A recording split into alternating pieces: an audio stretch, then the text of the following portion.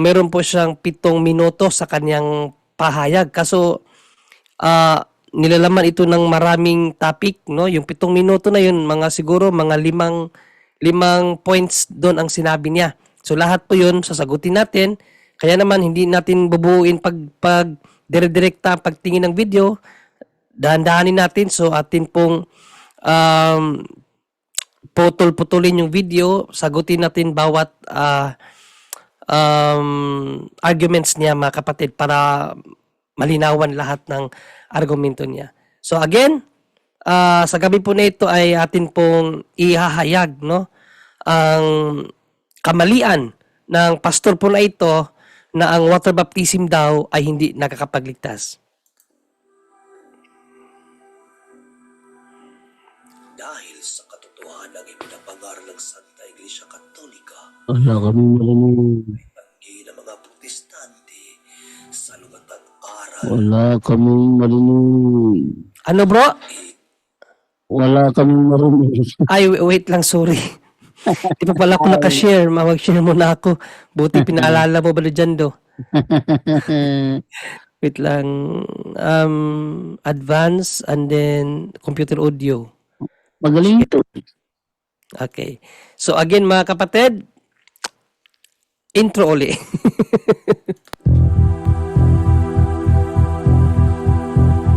dahil sa katotohanan ng ipinapangaral ng Santa Iglesia Katolika na hindi maitanggi ng mga protestante sa lugatang aral at pahayag ng mga pastor.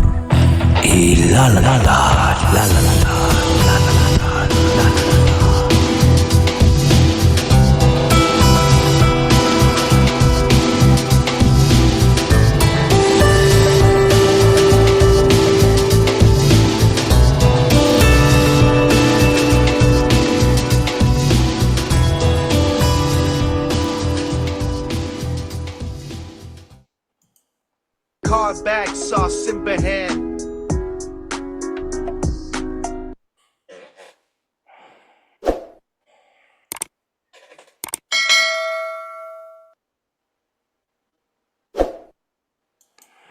Alright mga kapatid, no, sa mga hindi pa po nakakaalam sa atin pong Abang channel, Kaabag sa Simbahan, pwede nyo pong bisitahin at i-like and i-share yung mga videos po na na-upload po natin doon para po mas marami pang makaalam sa atin pong gawain po na ito, no, sa pagdidepensa sa katuruan ng simbahan, syempre sa pagpapahayag din sa katuruan ng simbahan at ang pagtama pong pagpapaunawa sa banal na kasulatan, no? So kaabag po sa simbahan, sa mga hindi pa po nakakaalam, please subscribe if you like and palike na rin yung notification bell para palagi po kayong ma-update sa bawat video po na atin pong pinopost dito. At syempre sa araw-araw po nating pakikisama dito po sa punto por punto mga kapatid. Kaya simulan na po natin ang atin pong topic sa gabi na ito na kung saan isa pong pastor nagpapahayag na ang water baptism daw ay hindi makakapagligtas. Pakinggan muna natin ang kaniyang video, mga kapatid. Nakakapagligtas nga ba ang bautismo sa tubig? Straight to the point ko na kayong sasagutin, hindi po. Pero meron sinasabi ang Bible patungkol po sa kahalagahan ng water baptism kasi inutos po ito ng ating Panginoong Kristo. Ito po yung huling bilin niya bago po siya umakyat sa langit. At hindi na siya nakita ng mga alagad. Basahin po natin yung Matthew chapter 28 verse 19. Kaya puntahan nyo ang lahat ng mga lahi, gawin silang mga tagsunod ko, bautismuhan nyo sila sa pangalan ng Ama at ng Anak at ng Banal na Espiritu. Again, inuulit ko po, hindi nakakapagligtas ang bautismo sa tubig. Pero may kahalagahan po yan bilang isang mananampalataya. Biblical po yan at ginagawa po natin yan kasi yan ay utos ng Panginoon. Alright, so doon muna natin, no, ang una pong pahayag niya, sasagutin daw niya ng direkta na ang water baptism ay hindi po nakakapagligtas. Pero meron lang itong kahalagahan bilang isang mananampalataya dahil ito daw po ay utos ng Panginoon. Ginamit po niya ang Matthew 28:19. So dito po sa pahayag po na ito mga kapatid, malinaw na nagkontrahan ang kaniyang pahayag. Tandaan po natin sa filosofiya, mayroong kasabihan na argumentum contra factum non valid, no? That an argument which is contrary to the fact cannot be accepted. Na hindi po pwedeng tanggapin ang isang argumento na nakukontrahan or kumukontra sa katotohanan. No? Kasi kung i-evaluate natin ang kanyang sinabi, mga kapatid, hindi nakakapagligtas ang water baptism.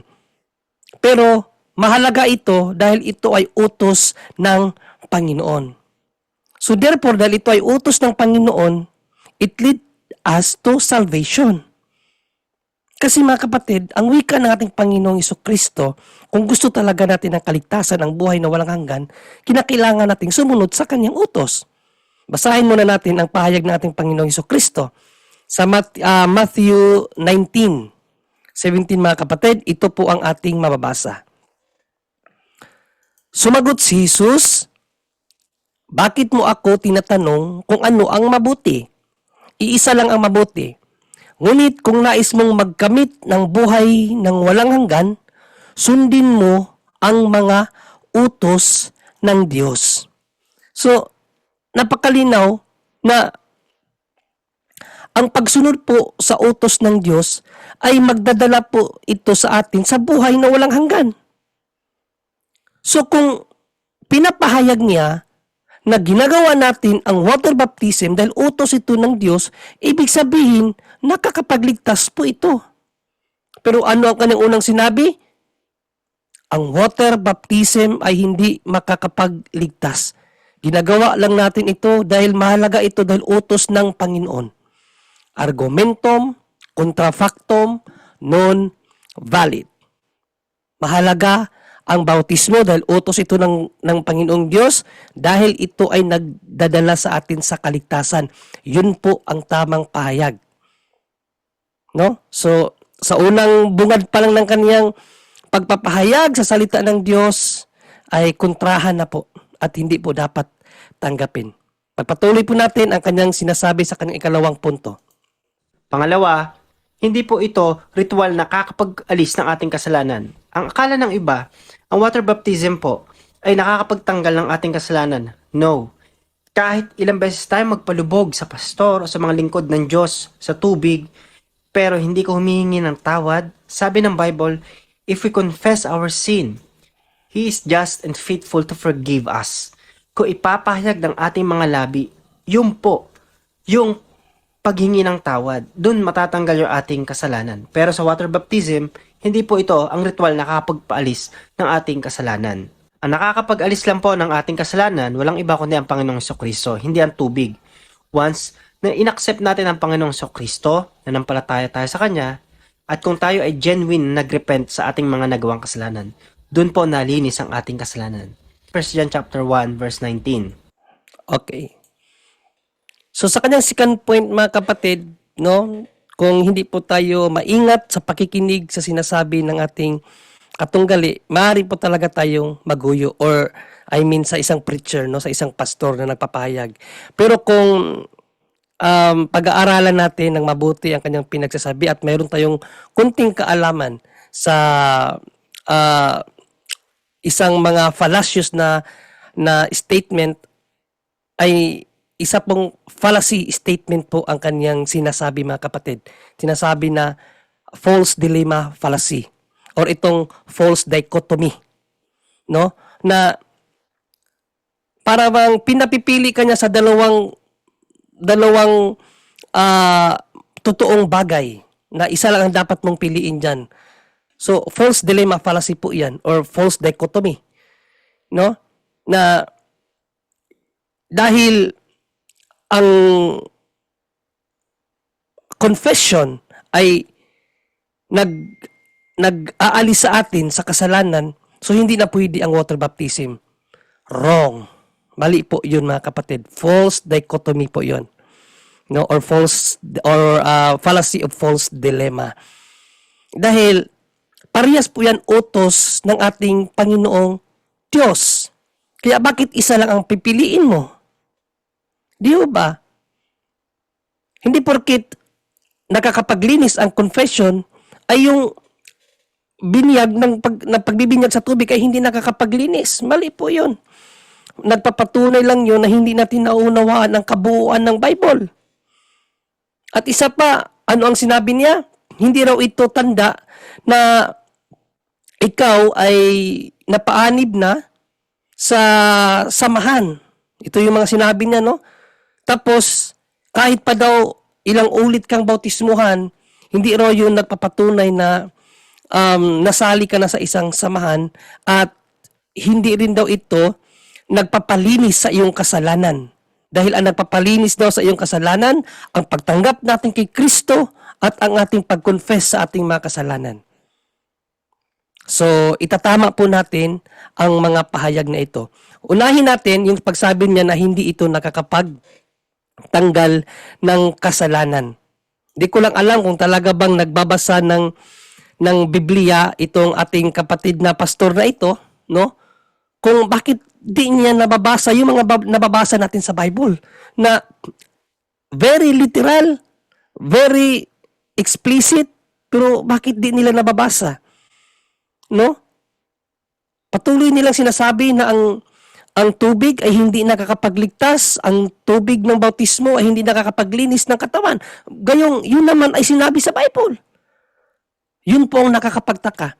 Dito natin makita kung paano talaga tinabunan ng demonyo ang kanilang mga mata sa pakpak ng demonyo para hindi nila makita ang katotohanan, mga kapatid. So basahin natin ang 1 Peter 3:18-21 kung paano ipinangaral ni Apostol na Pedro na ang water baptism po ay naglilinis po yan sa ating mga kasalanan, mga kapatid. Bagkus ginamit ng Diyos ang tubig panglinis sa kasalanan ng buong mundo. Kung maalala niyo, sa panahon ni Noe, di ba, ang mundo ay puno na ng kasamaan? Ano ang ginamit ng Diyos para linisin ang mundo? Tubig. Winash out niya ang kasamaan sa pamamagitan ng tubig. Kaya nga, 8 katao lamang ang naligtas doon. Basahin natin, no? 1 Peter 3:18-21, mga kapatid, para malaman nyo ang katotohanan ito. Sapagkat si Kristo na walang kasalanan ay namatay ng minsan para sa inyo na mga makasalanan upang iharap kayo sa Diyos. Siya'y pinatay sa laman at muling binuhay sa Espiritu. Sa kalagayang ito, nagpunta siya at nangaral sa mga espiritu na kabilanggo. Sila ang mga espiritong ayaw sumunod noong matiyagang naghihintay ang Diyos ng panahon ni Noe, habang ginagawa nito ang daong. Doon ay iilang tao, 8 lamang ang nakaligtas sa tubig. So ito yung panahon na nilipol ng Diyos ang mundo dahil sa kasamaan, sa pamamagitan ng tubig. Nilinis niya ang mundo sa pamamagitan ng tubig sa kasalanan ng tao, mga kapatid. Tubig ang ginamit ng Diyos. 21. Ang tubig, ano daw? Ang tubig with definite article. Ang subject dito, tubig. Ang definite article, tubig. Ang subject. Ano ba ang tubig? Larawan ng bautismong nagliligtas sa inyo ngayon. Ang tubig, larawan ng bautismong nagliligtas sa atin. Paanong hindi nakakapagligtas ang water baptism? Patuloy pa. Hindi nito nililinis ang dumi ng katawan. Ano ang nililinis ito? Ito'y pangako sa Diyos buhat sa isang malinis na budhi. Iniligtas kayo ng bautismo, of course, tubig yan, sa pamamagitan ng muling pagkabuhay ni Jesucristo. Nabasa kaya ng pastor na ito ang pahayag ni San Pedro na ang tubig ay larawan ng bautismong nagliligtas? At hindi lang ito basta nagliligtas, ito ay kaparaanan ng paglilinis. Una-unang nililinis ng tubig ang mundo. Ngayon, ang budhi. Sa panahon ng mga Kristiyano, budhi. Mga kapatid.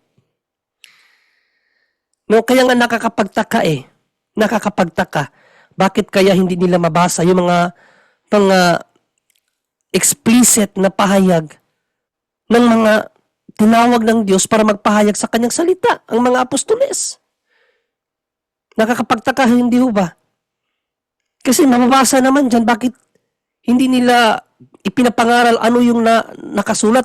Ang ipinapangaral nila yung hindi mga nakasulat.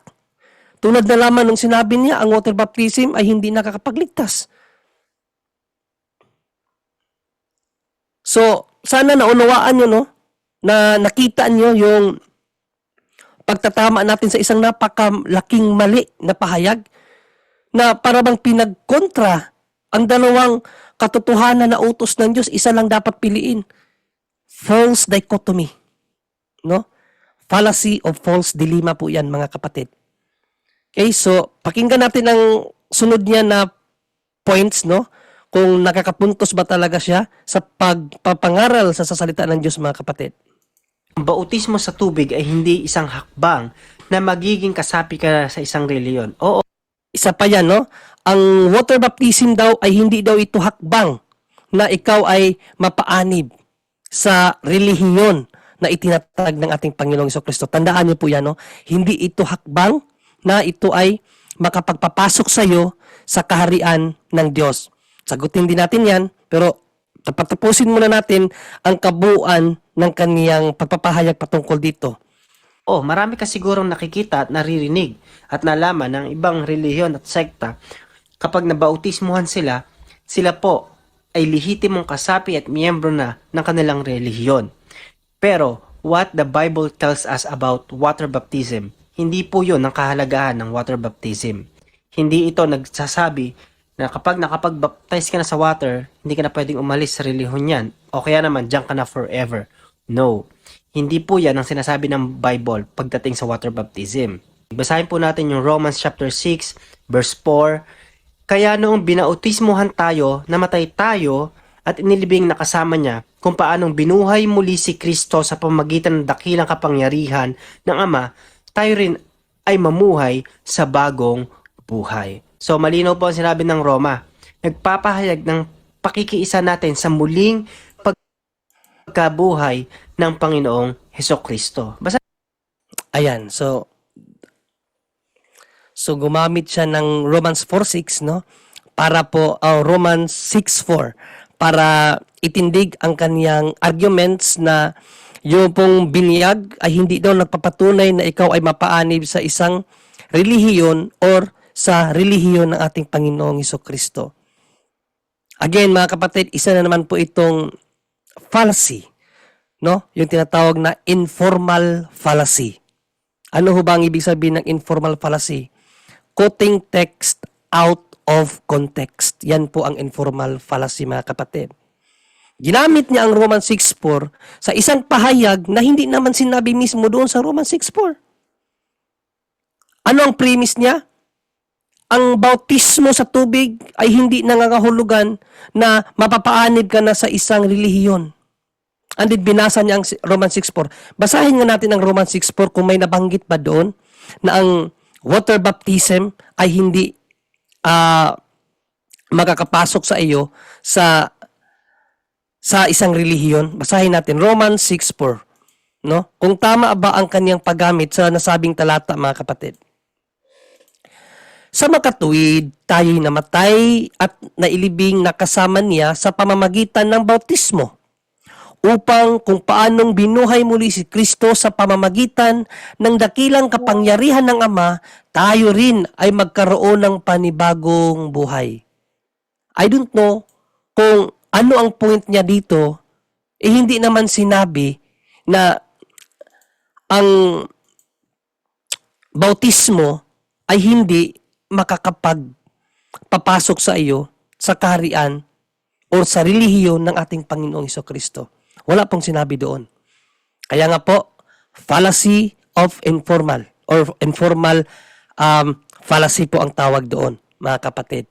No? Quoting text out of context.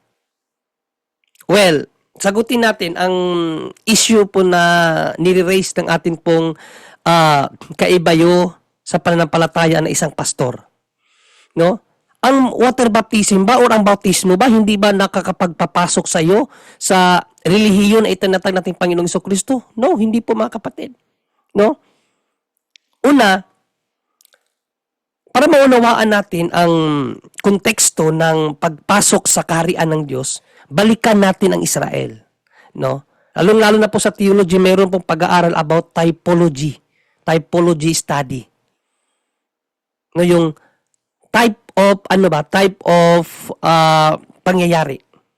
Sa Old Testament, ang ginagamit po nila doon na paraan para po ikaw ay mapaanib sa lahi na pinili ng Diyos, ang mga Hudiyo, kailangan ka pong matuli.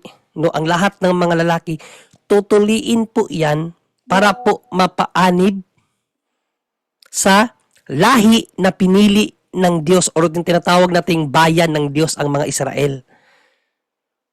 At tutuliin sila, lahat ng mga lalaki, 8 days after nang ito ay ipanganak. 8 days, ganun po kaaga ang pagtutuli sa mga lalaki para mapabilang sa kaharian ng Diyos o sa bayan ng Diyos na kanyang tinawag ang Israel. Kaya basahin po natin Genesis 17, 9 to 11, 14 para makita po ninyo, no, kung ano ang pamamaraan ng Diyos para makapasok ang isang tao sa kanyang bayan. Ito po ang ating mababasa. Sinabi pa ng Diyos kay Abraham, ikaw at ang lahat ng susunod mong salinlahi ay dapat maging tapat sa ating kasunduan. So may kasunduan ang Diyos at si Abraham at sa lahi ni Abraham. Anong kasunduan yon? Ganito ang inyong gagawin. Lahat ng lalaki sa inyo ay tutuliin. Para saan itong pagtutuli? At yan ang magiging palatandaan ng ating tipan. Ang pagtutuli, palatandaan ng tipan ng Diyos at ng bayang Israel. Lahat ng lalaki na isilang sa inyong lahi ay tutuloyin pagsapit ng 8 araw. So batang-bata pa mga kapatid, tandaan nyo yan. 8 days old pa lang ang isang lalaki kinakailangan ng tuliin para masali sa lahi ni Abraham. Kasama rito ang mga aliping isinilang sa inyong sambahayan, gayon din ang mga aliping binili sa dayuhan. Idirekta natin sa 14. Ang sino mang lalaking hindi tuli ay ititiwalag. Okay, napakalinaw. Ang hindi tuli, ititiwalag sa iyong lahi sapagkat hindi siya tumupad sa ating kasunduan. So, naging ano po ng Diyos yan sa bayang Israel, mga kapatid, ang pagtutuli. Naging tipan yan para mapabilang sa lahi na kanyang pinili. So yan po ang history ng pagtawag ng Diyos sa kanyang piniling bayan. Kaya na kailangang matuli para masali sa lahi na kanyang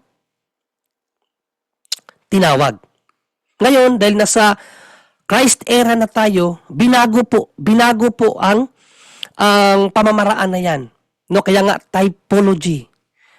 Type of paraan ng Diyos para makapasok ang isang taong kanyang tinawag sa kanyang bayan. Kasi sa New Testament, sa panahon ng Panginoong Jesucristo, mayroon siyang bagong bayan na tinawag. Yun ang Christianity.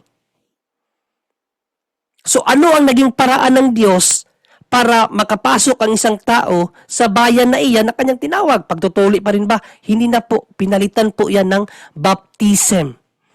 Baptism na po ang paraan ng Diyos ngayon para makapasok sa kanyang bayan. No? Colossians 2, 11 and 12, ito po ang ating mababasa. Dahil sa pakikipag-isa kay Kristo, kayo'y tinuli hindi sa laman. So, hindi na sa laman. Tinuli tayo pero hindi na sa laman. Kundi sa pagwawaksi ng masamang hilig ng laman. Ito ang pagtutuling mula kay Kristo. Anong ibig sabihin nitong pagtutuling mula kay Kristo na ito? Sa pamamagitan ng bautismo. Ito po yung typology na sinasabi ko po. No? Type o paraan ng Diyos para ang isang taong tinawag ay makapasok sa kanyang bayan o sa kanyang relihiyon. Nailibing kayong kasama ni Kristo at muli na rin kayong nabuhay na kasama niya dahil sa inyong pananalig sa kanyang kapangyarihan ng Diyos na muling bumuhay sa kanya. So yun na po ang naging paraan ng Diyos sa panahon natin ngayon mga kapatid para mapabilang sa kanyang bayan. Kaya yung sinabi niya na ang bautismo ay hindi paraan para makapasok ka sa isang relihiyon, mali po yun. Dahil bautismo po ang paraan sa New Testament. Sa bagong tipan ng Diyos para ang taong sino mang tao na kanyang tatawagin para makapasok sa kanyang kaharian o sa kanyang relihiyon ay sa pamamagitan po ng pagtutuli. Ang pagtutuli, I mean pagbabautismo. No? At mayroon po siyang sinabi na magiging kaisa ka lang kay Kristo kapag nanampalataya ka daw sa Kanya. Gamit nga niya yung Romans 6:4 dahil tayo daw ay nailibing kasama ng Panginoong Kristo sa pamamagitan ng kamatayan sa krus, wrong interpretation pa rin. Dahil ang pakikipagkaisa kay Panginoong Kristo hindi lang dahil sa ikaw ay nanampalataya. Dahil pa rin sa bautismo. Basahin natin. Galatia 3:27, ito po ang pakikipagkaisa natin sa ating Panginoong Kristo. At ang pakikipagkaisa po natin sa ito po yung sinasabi niya na mapabilang sa kanyang relihiyon. Papaunawa ko po sa inyo. Galatians 3:27, ano ang wika ni San Pablo? Si Kristo mismo ang inyong isinuot na parang damit nang kayo'y nabautismuhan sa inyong pakikipag-isa sa Kanya. Ang pakikipag-isa po sa ating Panginoong Kristo ay sa pamamagitan po mga kapatid ng water baptism. Napakalinaw po. Galatia 3:27. Kaya nga, kapag nabautismuhan tayo, nakakapasok tayo sa relihiyon ng ating Panginoong Kristo. Bakit? Dahil sa kanyang relihiyon, ang ating Panginoong Kristo ang ulo. At ang kanyang relihiyon o ang kanyang simbahan, ang kanyang kaharian, ang kanyang katawan. Colossians 1:18. Basahin natin. Colossians 1:18, ito po ang sinabi ni San Pablo. Siya ang ulo ng iglesia na kanyang katawan.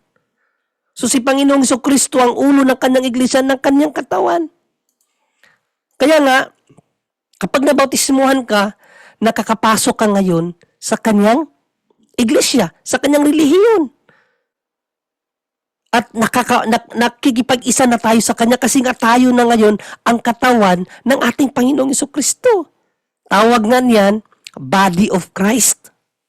We are the body of Christ. Christ is our head. Kaya nagkaisa na tayo ngayon.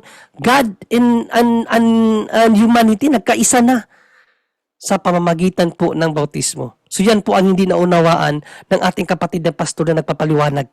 So another points na kanyang pinapaliwanag, pakinggan natin mga kapatid. Rin po natin yung 1 Corinthians chapter 15, verse 3 hanggang 4. Sabi po dito, sapagkat ibinigay ko sa inyo ang pinakamahalagang aral na ibinigay sa akin na si Kristo'y namatay upang iligtas tayo sa ating mga kasalanan ayon sa kasulatan. At inilibing siya, ngunit muling nabuhay sa ikatlong araw ayon din sa kasulatan. Mapapansin niyo po dito sa picture, may mga bata po. Well, no, doon sa 1 Corinthians 15 na kanyang sinasabi, pinapahiwatig niya na nalinis tayo sa pamamagitan ng kamatayan ng ating Panginoong Kristo at hindi sa water baptism. Mali pa rin. Mali pa rin ang pagkaunawa niya. Dahil wika ni San Pablo, tayo po ay iniligtas, no? Nilinis tayo sa pamamagitan po ng Espiritu Santo sa bautismo. Titus 3:5 and John 3:5 mga kapatid, basahin natin Titus 3:5. Hindi talaga nila naunawaan ang buong kasulatan. Ito sabi ni San Pablo kay Tito. Iniligtas niya tayo. Hindi dahil sa ating mabubuting gawa, kundi dahil sa kanyang habag sa atin. Tayo'y iniligtas niya sa pamamagitan ng Espiritu Santo na naghugas sa atin upang tayo ipanganak na muli at magkaroon ng bagong buhay. Napakalinaw dito, no? Tayo'y iniligtas sa pamamagitan ng Espiritu Santo na naghugas sa atin upang tayo ipanganak na muli. Anong ibig sabihin niyan? Bautismo, no? John 3:5. Sagot naman ni Jesus, tandaan mo ang sinasabi kong ito, malibang ang isang tao ay ipanganak sa pamamagitan ng tubig at ang Espiritu, hindi siya makakapasok sa kaharian ng Diyos. Napakalinaw po, no? Palagi ko talagang tinatanong, bakit hindi nila nababasa ang mga nababasa natin na explicit naman ipinapahayag ng banal na kasulatan. So dito natin makikita na marami talagang nagbabasa ng kasulatan na out of context ang paggagamit. No, yung sinasabi ko ganina, informal fallacy. Quoting text out of context, mga kapatid. So ipagpatuloy natin ang kanyang pang-apat na ba to? Panglima. Panglima niya na arguments about sa water baptism. Pero wastong gulang na po yan, nakakaalam na ng tama at mali.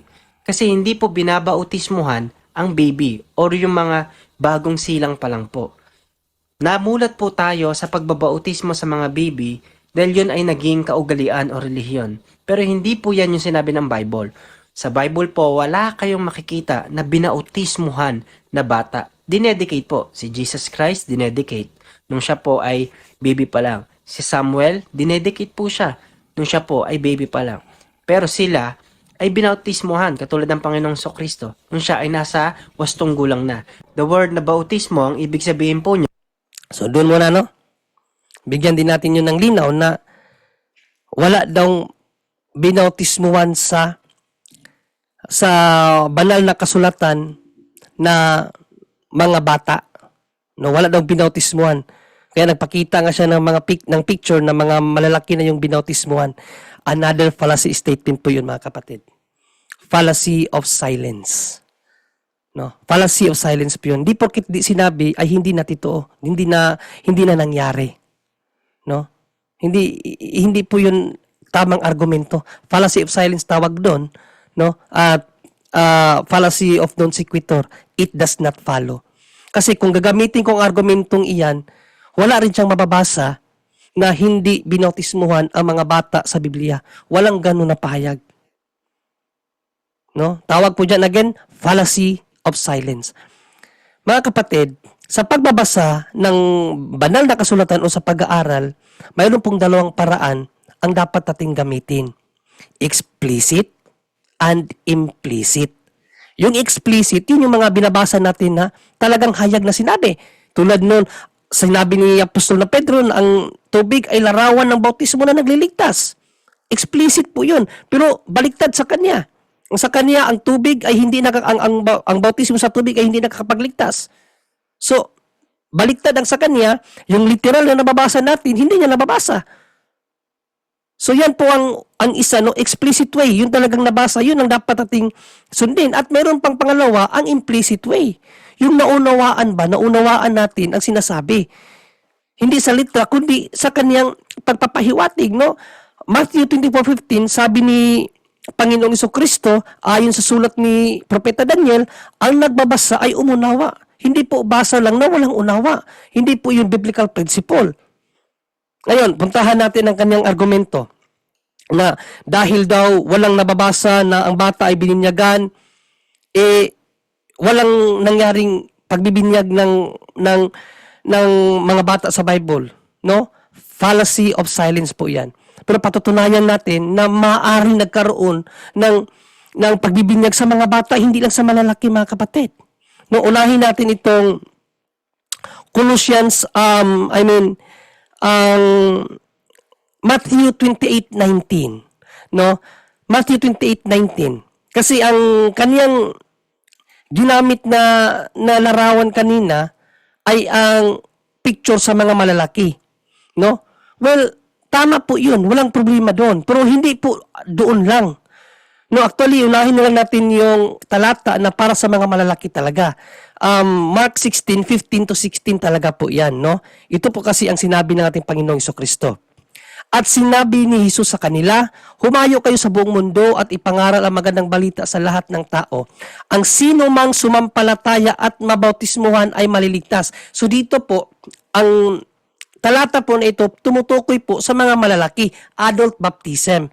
Bakit? Ang sino mang sumampalataya, so una, pasasampalatayaan mo na, at mabautismuhan ay maliligtas. So una ang pagsasampalataya bago ang bautismo para maligtas. So ginagawa din ng Katolik po yan, mga kapatid. No, ang tawag na natin diyan sa Katolik is catechumen.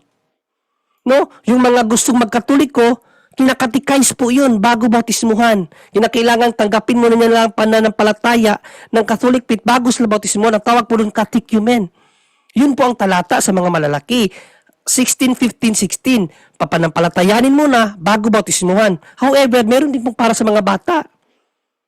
No, yung general na utos ng ating Panginoong Jesucristo na ginamit niya kaganina, Matthew 28:19. Basahin muna natin ang Matthew 28:19. No? At ipaunawa ko sa inyo na dito po, pwede ang mga bata dito.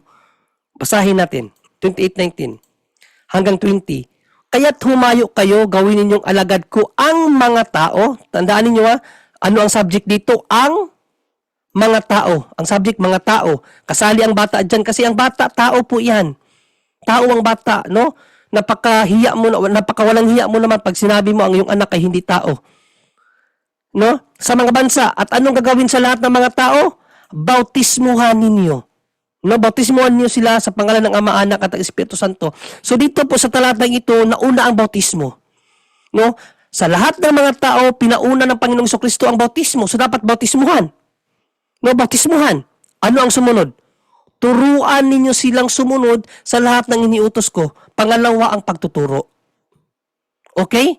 So napakalinaw mga kapatid. No? In Matthew 28:19-20, ipinauna ang bautismo sa lahat ng mga tao bago turuan.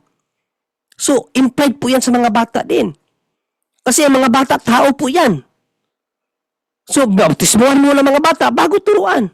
And then, Marcos 16:15-16, pananampalatayanan muna yung mga malalaki. Hayaan muna silang manampalataya sa pananampalataya natin bago bautismuhan. So, yun po ang diwa ng bautismo. Hindi one-sided. Ano? At ano yung sinabi niya kaganina? Hindi pwede yung mga bata bautismo kasi ating Panginoong Jesucristo malaki na binautismo. No. Dahil 8 days old ang ating Panginoong Jesucristo, tinuli ang ating Panginoong Jesucristo sa templo. Yung sinasabi niyang dedication, pagtutuli din yun. Tinuli din siya doon.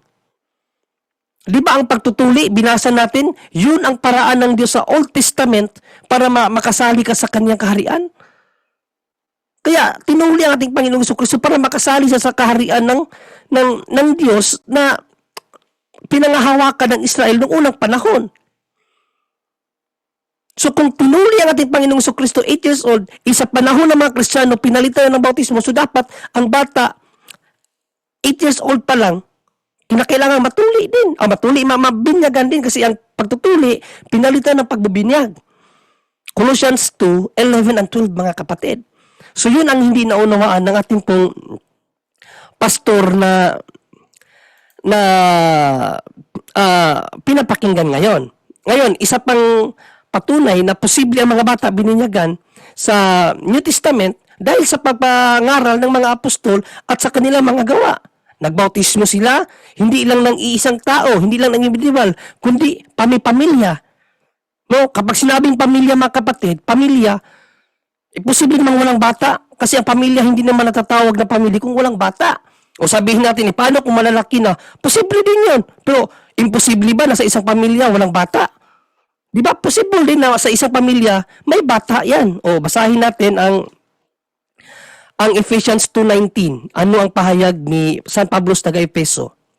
Sa makatuwid, hindi na kayo mga dayuhan o taga ibang bansa, kundi mga kababayan na ng mga hinirang ng Diyos at kabilang sa kanyang sambahayan. Ano daw? Ang mga Kristiyano kabilang na sa sambahayan ng Diyos. Ano ba yung sambahayan sa English? Basahin natin sa Good News Translation. So then, you Gentiles are not foreigners or strangers any longer. You are now citizens together with God's people and members of the family of God. We are now members of the family of God. Mga kapatid, sa isa pong diksyonaryo, no? Yung pong meaning ng family, tingnan natin kung ano ang meaning ng family, mga kapatid. Ito po ang sinabi. Ayan, no? Family, ay nawala, wait lang Family, yan ang isa po itong dictionary, no? Family, ano ba ang ano ng family? A group of one or two parents and their child or children living together as unity or as unit. Kasama po ang child or children sa isang pamilya, mga kapatid. Kasama po yan. Kaya nga, sabi dito ni St. Paul, tayo daw ay kabilang na sa God's people and members of the family of God. So kung na-membro tayo ng pamilya ng Diyos, hindi ba pwede na pati ang mga bata, anak natin, membro na rin ng pamilya ng Diyos? Di ba? Logically speaking. Anong talata pa? 1 Corinthians 1:16. 1 Corinthians 1:16, anong sinabi dito?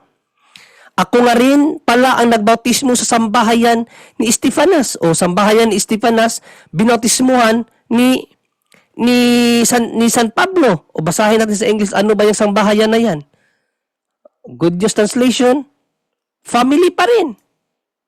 No? I also baptized Estefanas and his family. So again, pinakita ko na sa inyo na sa pamilya posibleng may mga bata.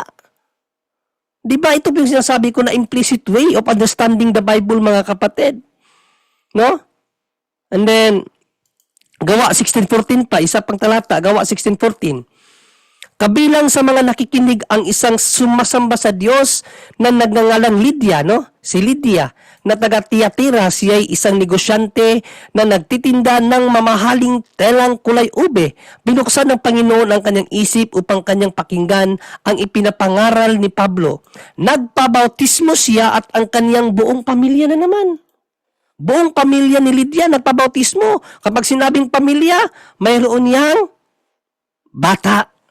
No, based po sa pinakita ko sa inyo na reference galing po sa isang diksyonaryo. Kaya, mga kapatid, wala talaga. No? Hindi nila nauunawaan ang kabuuan ng Biblia. Ngayon, pakinggan naman natin ang ika-anim niya na argumento patungkol po sa water baptism. Yan, to emerge o ilubog.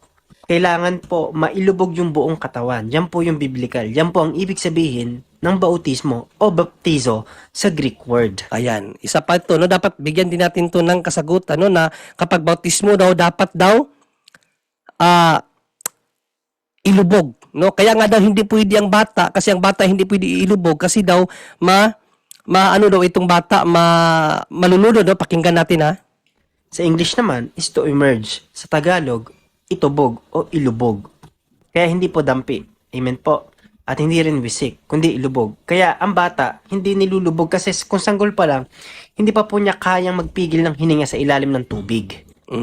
Okay? So, hindi pwede ang wisik, dapat talaga lubog kasi immerse daw. No? Ang immerse daw, kinakailangan ilubog, hindi pwede yung wisik. Kaya ang bata hindi pwedeng ilubog kasi hindi pa marunong huminga sa ilalim ng tubig. Bibigyan natin ng linaw yan. Ang immersion muna. Sa isa pong Concise Dictionary of Theology, meron ako dito, Concise Dictionary of Theology, mga kapatid. No?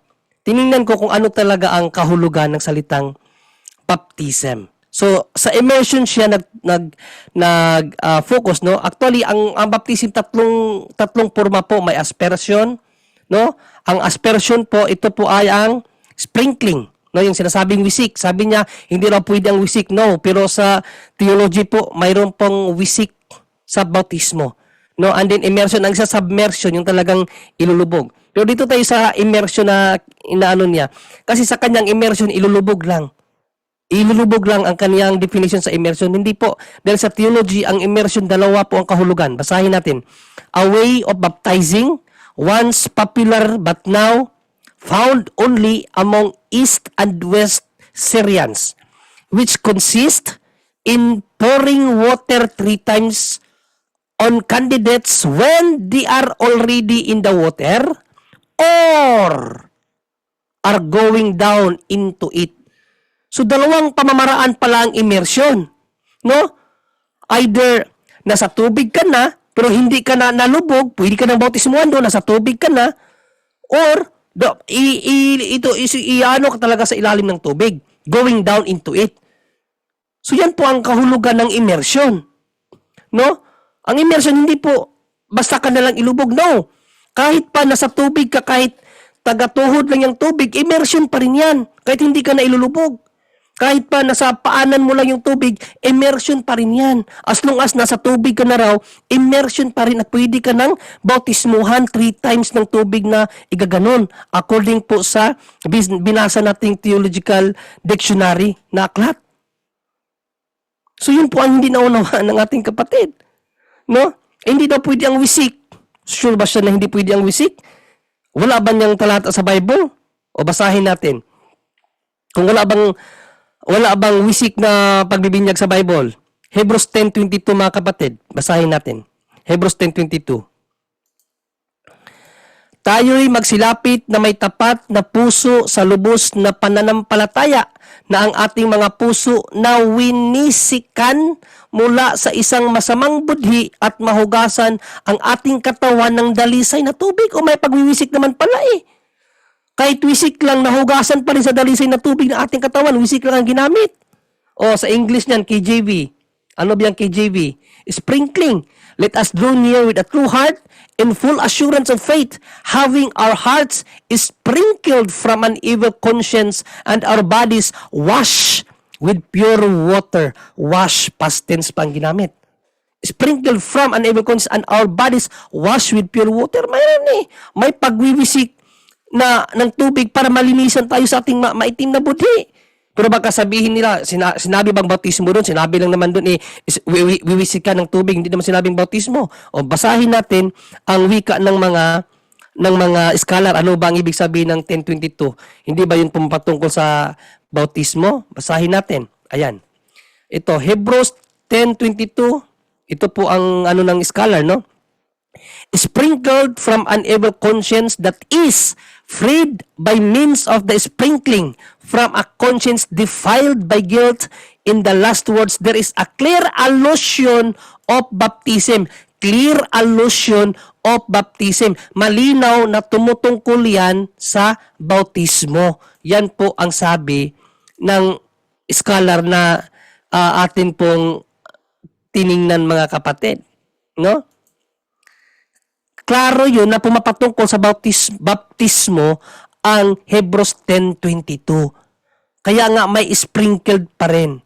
Again, ang akin pong katanungan para po sa atin pong mga kapatiran ng mga protestante, bakit hindi nila nababasa yung mga explicit na pahayag ng mga apostol patungkol sa katotohanan?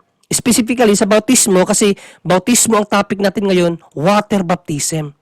Biblical naman. Bakit hindi nila mabasa yung ating mga nababasa? Ganun na ba talaga sila tawag dito? Ang tawag dyan, yung ano ba tawag dyan? Yung kadelikado pagdating sa kamay ng demonyo? Ganun sila kadali mataptapan ba yung mata nila? No? Ba't hindi nila nababasa naman natin yung mga pahayag ng apostol? Bakit sila hindi? No? Kaya mga kapatid, hanggang dito na lang, no? Kasi 10:30 na. So hanggang dito na lang at sana marami kayong natutunan. Tandaan niyo po palagi mga kapatid na ang trabaho po natin ay ang pagpapahayag ng katotohanan. No? Hindi po natin trabaho na awayin ang mga hindi Katoliko daw. Panalangin din po natin sila na sana maabot din nila or makamtan din nila yung kaliwanagan na nasa atin ngayon. Dahil kawawa din po ang ating mga kapatiran na ito. Biktima lamang po sila ng mapanlinlang na demonyo. Maraming salamat at ibigay na natin sa ating moderator para sa tanungan. Maraming salamat. God bless all. Back to you, Brother Jando. Thank you sa iyo, Gumre. So, nag-request nito. Malino yung mic mo, bro. Mic mo di malinaw. Yan, nawawala-wala. Oh, wala ka ng boses. Wala kang boses, bro. Wala. Yan, nawawala-wala ang boses mo. Brother Angel, sa akin nagmanawawala boses niya, Brother Angel, o pati siya sa'yo? Ayan. Walang boses, bro. Kumakain. Mahina, parang galing sa sa ilalim ng ano. Oo nga. Anong kinakain mo, Brother Angel? So, Brother Jando, habang inaayos mo pa yung mic mo, Brother Jando, ipasagot ko muna to kay Father Bobby, bro, kasi napusis daw yung pamilya niya, bro. Father Bob, pwede pakisagot ito, Father Bob. Nag-comment dito, may ng tulong. Sino pangalan nun? Wait lang, hanapin ko muna yung pangalan niya.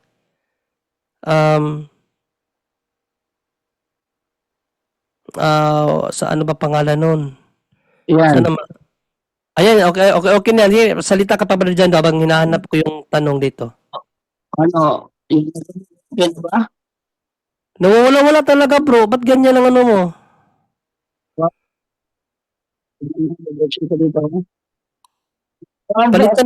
Palitan mo muna ng ano yung headset mo. Headset. Hindi nawawala talaga boses mo. Sa akin na dito kasi dito sa akin na kasi. Lakas naman. Hello. Ayan. O yan, okay na yan. Pero iba pa rin. Pero okay na at least. At least, ano? Ayan, klaro na? O yan, okay na yan. Okay na? Oo. Okay, so, ano nangyari dito? Okay. Ayan,